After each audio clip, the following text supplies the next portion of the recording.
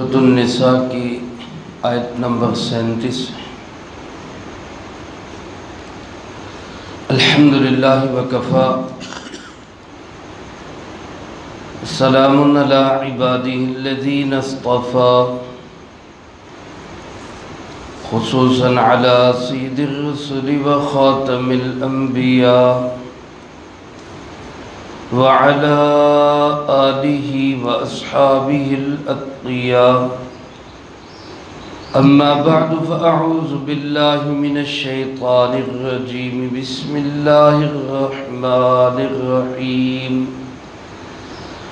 الذین یبخلون ویأمرون الناس بالبخل ویکتمون ما آتاہم اللہ من فضلہ وَأَعْتَدْنَا لِلْكَافِرِينَ عَذَابًا مُهِينًا وَالَّذِينَ يُنْفِقُونَ أَمْوَالَهُمْ رِئَاءَ النَّاسِ وَلَا يُؤْمِنُونَ بِاللَّهِ وَلَا بِالْيَوْمِ الْآخِرِ وَمَنْ يَكُنِ الشَّيْطَانُ لَهُ قَرِينًا فَسَاءَ قَرِينًا۔ الذین یبخلون ویأمرون الناس بالبخل، یہ متکبر لوگ وہ ہیں جو بخل کرتے ہیں، خود بھی اور لوگوں کو بھی حکم دیتے ہیں بخل کا۔ وَيَكْتُمُونَ مَا آتَاهُمُ اللَّهُ مِنْ فَضْلِهِ، اور چھپاتے ہیں اس چیز کو جو اللہ نے ان کو اپنے فضل سے عنایت فرمائی۔ وَأَعْتَدْنَا لِلْكَافِرِينَ عَذَابًا مُهِينًا، اور ہم نے تیار کر رکھا ہے کافروں کے لیے رسوا کر دینے والا عذاب۔ وَالَّذِينَ يُنْفِقُونَ أَمْوَالَهُمْ، اور یہ وہ لوگ ہیں جو خرچ کرتے ہیں اپنے مالوں کو رِئَاءَ النَّاسِ، لوگوں کو دکھانے کے لیے، وَلَا يُؤْمِنُونَ بِاللَّهِ وَلَا بِالْيَوْمِ الْآخِرِ، اور نہیں ایمان رکھتے اللہ پر اور نہ ہی آخرت کے دن پر۔ وَمَنْ يَكُنِ الشَّيْطَانُ لَهُ قَرِينًا، اور وہ شخص کہ جس کا ساتھی شیطان ہو، فَسَاءَ قَرِينًا، تو یقیناً وہ بہت برا ساتھی ہے۔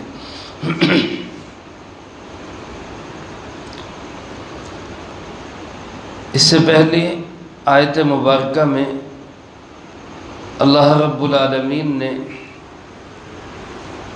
حقوق العباد کا ذکر کرتے ہوئے چند لوگوں کے حقوق جو انسان کے ذمہ لازم ہے اس کا ذکر کیا، جن میں سب سے پہلے تو اللہ کا حق ہے کہ عبادت صرف کس کی جائے؟ اللہ رب العالمین کی، اور اس کے ساتھ کسی کو بھی شریک نہ کیا جائے۔ اللہ رب العالمین نے اپنے حق کے بعد ساتھ ہی والدین کے حق کو ذکر کیا۔ انسان پر اللہ کے بعد سب سے بڑا حق اس کے والدین کا ہے، پھر اس کے ساتھ قریبی رشتہ دار، یتیم، مسکین، پڑوسی میں پھر رشتہ دار پڑوسی، اجنبی پڑوسی، ان کے سب کے حقوق ہیں۔ ساتھ بیٹھنے والا انسان، وہ گاڑی میں ہو، سفر میں ہو، کسی مجلس میں ہو، کہیں بھی کاروبار میں، دکان میں، ملازمت میں، قریب بیٹھنے والے کا بھی حق ہے۔ اور اللہ پاک نے ان سارے حقوق کو بیان فرما کے ملازمین کا، نوکر چاکر کا، غلام و باندیوں کا، فرمایا ان کے حقوق وہی شخص ادا کر سکے گا جس کے اندر عاجزی ہوگی، انکساری ہوگی، جو اپنے آپ کو کچھ نہ سمجھتا ہوگا، اور جس کے دل میں تکبر ہوگا، جس کے دل میں کوئی ناز، کوئی اطراء نہ ہوگا، ایسے شخص کو اللہ رب العالمین پسند بھی نہیں کرتے، کیونکہ وہ یہ حقوق ادا بھی نہیں کر سکتا۔ اللہ پاک نے ایسے لوگوں کی کچھ اور صفات کہہ لیں، صفات کہہ لیں ان کو، بری عادتیں کہہ لیں ان کو، اور غلط اور کبھی حرکتیں کہہ لیں، دو چیزیں اور بیان فرمائی۔ جس انسان کے دل میں تکبر ہوگا اور اپنے مال پہ ناز اور اطرانا ہوگا، اس کے اندر دو بیماریاں اور پیدا ہوں گی۔ ایک تو یہ کہ وہ راہ خدا میں خیر کے کاموں میں خرچ نہیں کرے گا، وہاں اس کا دم گھٹے گا، دین پہ، اللہ کے نام پہ، کسی خیر کے کام میں خرچ کرنے کے لیے اس کی مٹھی بند ہو جائے گی۔ اور دوسرا یہ کہ وہ کہیں خرچ کرے گا بھی، فضولیات میں، رسومات میں، عیش و عشرت کے کاموں میں، غلط کاموں میں خرچ کرے گا بھی تو محض لوگوں کو دکھانے کے لیے، اور یہ دونوں چیزیں انتہائی خطرناک ہیں۔ بخل اور کنجوسی یعنی خیر کے کاموں پہ خرچ نہ کرنا، ان حقوق مالیہ کو بھی ادا نہ کرنا۔ انسان پہ سب سے زیادہ حق اس کے اپنے اہل و عیال کا ہے۔ ماں باپ نادار ہیں تو ان کا حق ہے، بیوی بچے جو اس کی پرورش میں ہیں ان کا حق ہے۔ اسی طرح اگر بھائی بہن ان میں کوئی معاشی اعتبار سے کمزور ہے تو ان کا حق ہے۔ ان سب حقوق مالیہ کو بھی جو شخص ادا نہیں کرتا، زکوٰۃ فرض ہے، صدقۃ الفطر واجب ہے، قربانی واجب ہے، ان اللہ رب العالمین کے احکامات کو بھی جو شخص پورا نہیں کر رہا، یہ شخص بخل والا کہلاتا ہے، بخیل اور کنجوس کہلاتا ہے۔ اللہ رب العالمین فرماتے ہیں الذین یبخلون الناس یبخلون ویأمرون الناس بالبخل، یہ وہ لوگ ہیں جو خود تو بخیل اور کنجوس ہیں ہی، لوگوں کو بھی حکم یہی دیتے ہیں کہ تم بھی خرچ نہ کرو۔ رسول اللہ صلی اللہ علیہ وآلہ وسلم جب مدینہ منورہ میں تشریف لائے تو وہاں آپ کا واسطہ پڑا یہودیوں سے۔ یہودی معاشی اعتبار سے شروع سے ہی مضبوط ہے، آج بھی مضبوط ہے، لیکن اس سے ہمیں کوئی فکر کی، کوئی پریشانی کی بھی، کوئی احساس کمتری کی بھی کوئی بات نہیں۔ ان کی طبیعت میں جہاں ایک تو مال و دولت پہ اترانا اور ناز کرنا ہے، وہیں دوسری طرف بخل اور کنجوسی بھی حد سے زیادہ ہے کہ کسی خیر کے کام پہ خرچ نہیں کرنا، بلکہ دوسروں کو بھی سبق یہی پڑھاتے ہیں کہ مال کو سمیٹ کے کیسے رکھنا ہے۔ یہ بینکنگ کا نظام سارا ایجاد کردہ یہودیوں کا ہے، اور اس میں کیا ہے کہ دولت سمیٹی جاؤ، بس جمع کرتے جاؤ، لگانا نہیں ہے کہیں پہ، خرچ نہیں کہیں کرنا۔ حالانکہ اسلام کس چیز کو پسند کرتا ہے کہ دولت سرکولیشن میں رہے، گھومتی رہے، امیر سے غریب کی طرف، غریب سے امیر کی طرف، اس کی جب سرکل چلے گا، پہیہ گھومے گا۔ اب مثال کے طور پہ آپ دیکھیں، ایک حکم ہے شریعت کا، قربانی کا، اس ایک قربانی کے حکم کی وجہ سے کتنے گھروں کے اندر رزق پہنچتا ہے۔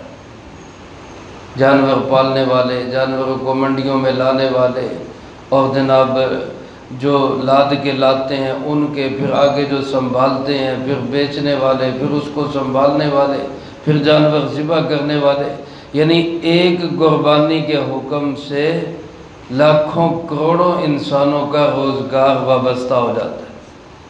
اسی طرح شریعت کے تمام احکامات پہ انسان عمل پیرا ہو تو لاکھوں کروڑوں انسانوں کا بھلا اس میں ہو، لیکن جب شریعت کے خلاف انسان چلتا ہے تو پھر اس میں یہی ہے کہ مال جمع کر لو، دولت سمیٹ لو، اس کو جوڑ کے رکھو۔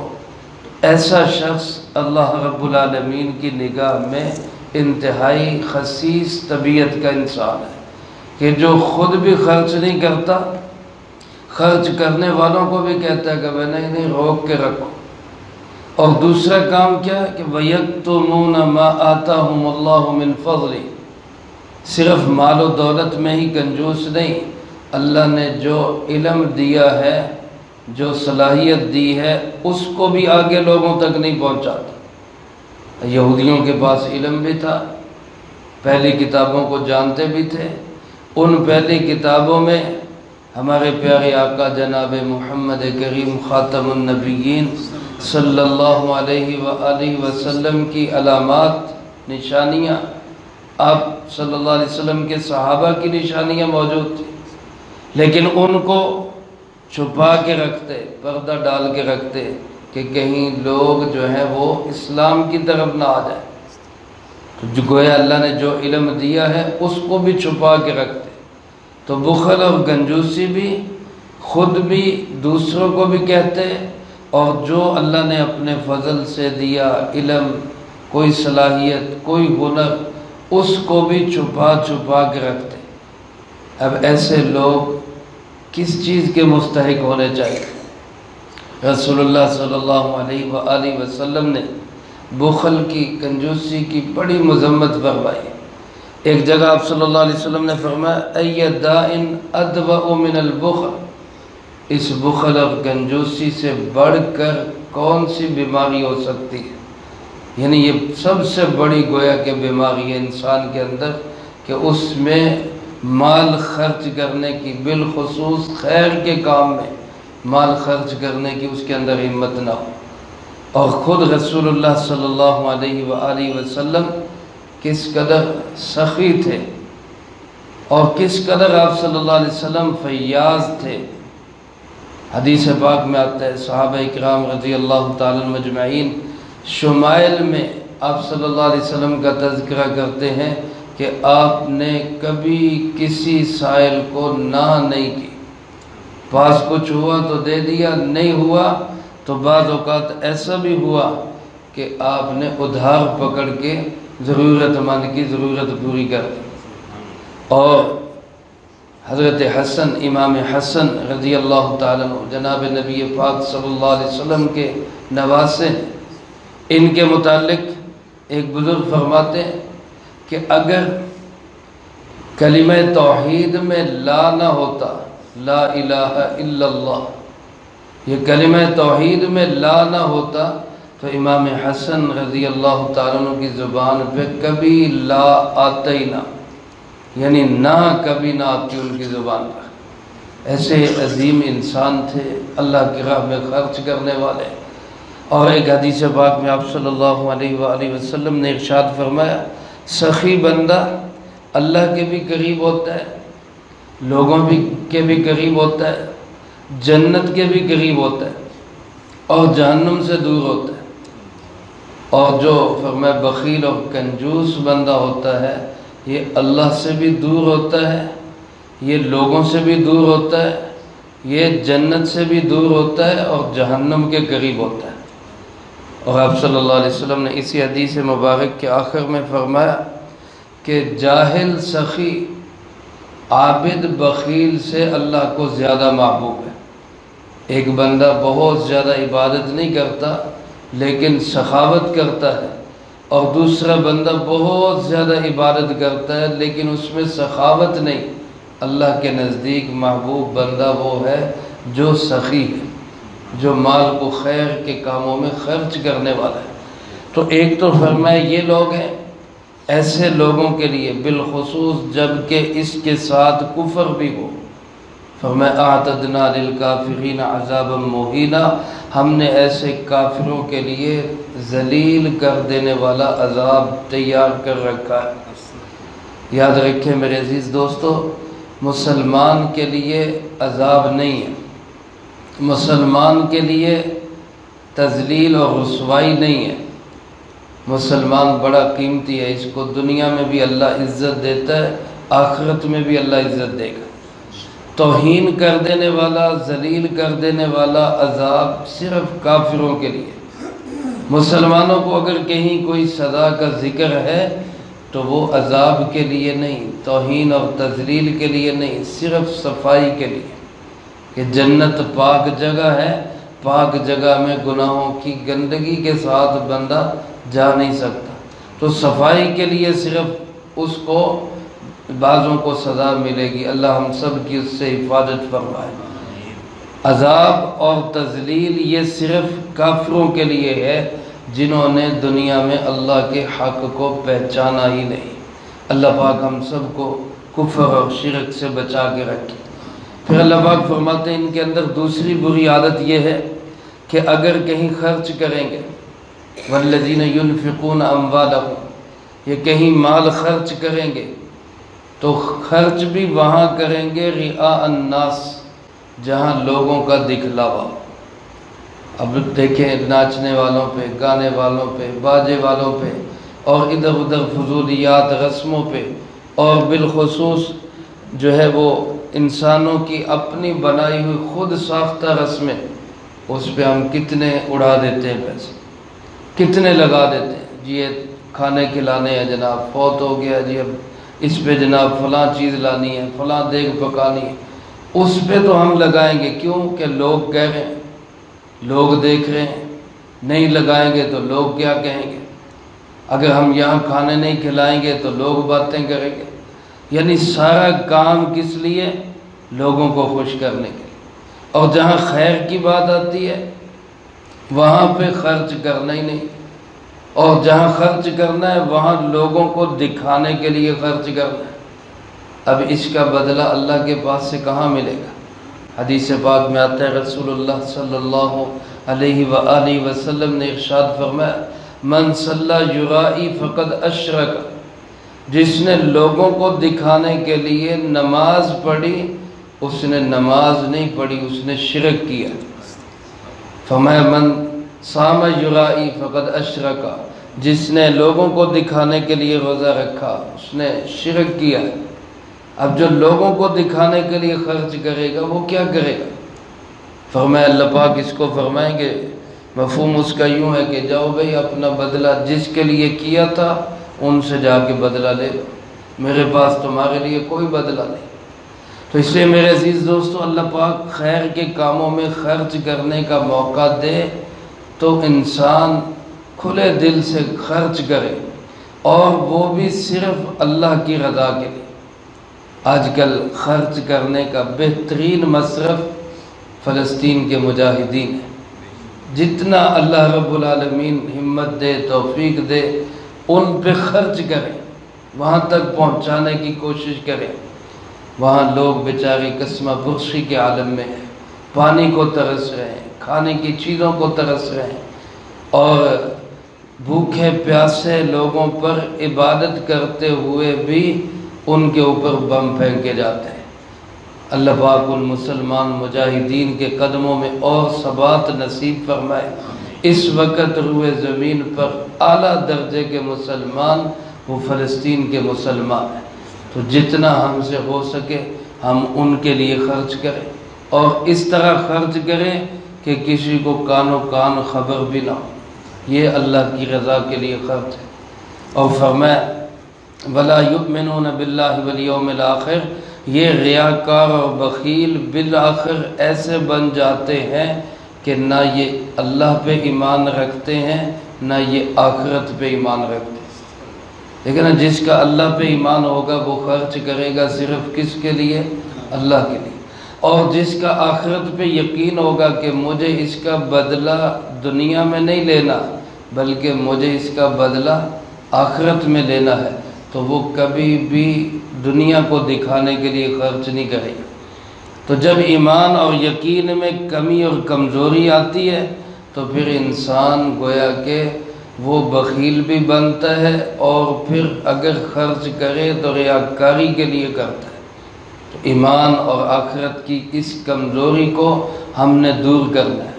ہمارا ایمان ہے، ہمارا اللہ ایک ہے، اس کا کوئی ساجی اور شریک نہیں ہے۔ ہم جو عمل بھی کرتے ہیں اس کو دیکھنے والا کون ہے، اور ہم نے اس کا بدلہ بھی کس سے لینا ہے؟ اللہ ہی سے لینا ہے۔ ہم نے جو یہاں عمل کرنا ہے اس کا بدلہ ہم نے یہاں نہیں لینا۔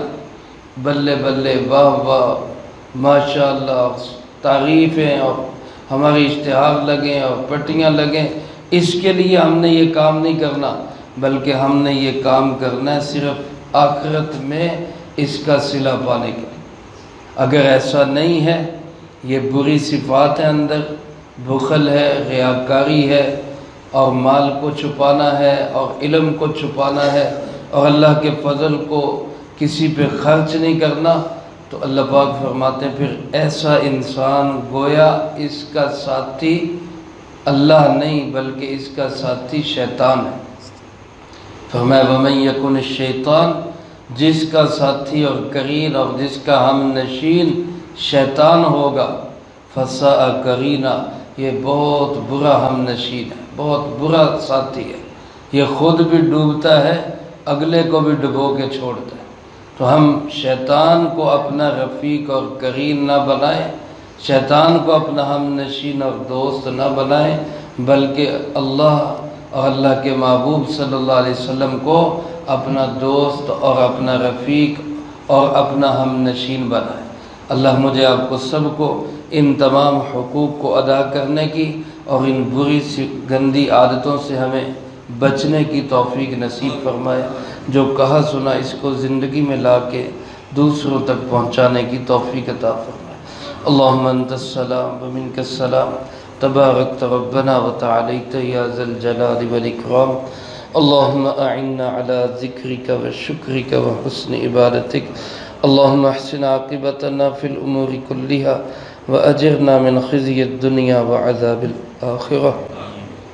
اللہم باقیتا کباقیت الولید، اللہم استر عوراتنا وآمن روعاتنا، اللہم انا نجعلک فی نحورہم ونعوذ بک من شرورہم، اللہم اکفنا